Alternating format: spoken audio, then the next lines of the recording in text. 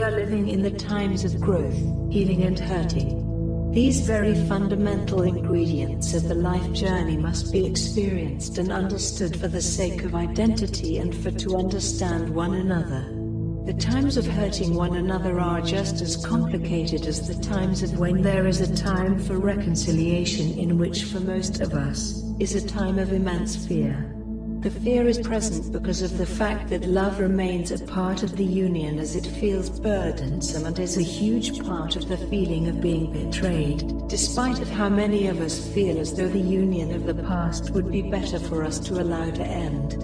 This is very normal for the human being. This is the primary instinct of self-preservation of the mind and spiritual state of being. Many of us are influenced through the effects of our pain and feelings of deep betrayal of when the idea of healing and reconciliation comes about. We feel burdened at the reality that the principle of reconciliation even exists. The fact that we feel as though our minds and hearts are made up for the sake of our own peace of mind, to leave things as they are, as self-implemented as our place of safety, of never allowing things as being hurt and disappointed to ever transpire again of this same person or even similar circumstances. We come to find through the times of when the divine presents the opportunity for reconciliation, is only a manner of which is showing us that what we thought and felt was never a continuous reality for our lives, is still a possibility for us to act upon, and that it is this in which is best for our mind and spirit, and not the holding on, and therefore hosting that which we thought was our hedge of protection,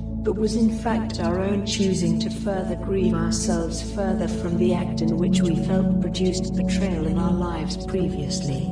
In the living journey, as we come to see those in whom had agreed of our cry, our campaigning to no longer share our gifted time with who we feel has betrayed our state of peace, come to suddenly understand matters in opposition to what was expressed previously. This is primarily due to the fact of matters being brought forth by one who has been accused of immense evil, in which caused the destruction of the unions instead of allowing, and thus letting the wounds of the trials continue to bleed out until there is nothing left between everyone but an immense hatred in which all involved could live without. In truth,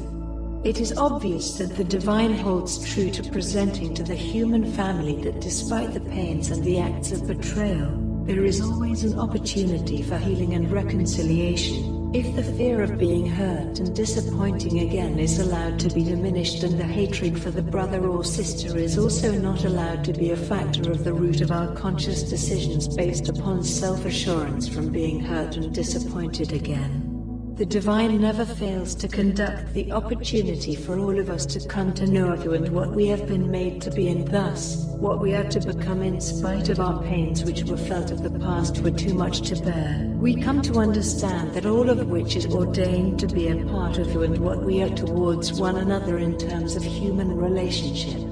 The reality of the fact that we are destined to be a part of one another's lives, as well as falling apart at time for a while, and then becoming a part of one another's lives again upon a time of when everyone has had the time to heal, to grow and to understand the immense power of love and compassion and its vitality, as well as its power in opposition to destroy us all if we continue to allow hurt and disappointment to fester in our hearts and minds over something which could easily be resolved, if we would just allow ourselves the privilege of acting upon it. We are healers as well as we hurt one another. It is our personal decision of what we choose to live with during our life journey. Written by David Anthony Brayboy.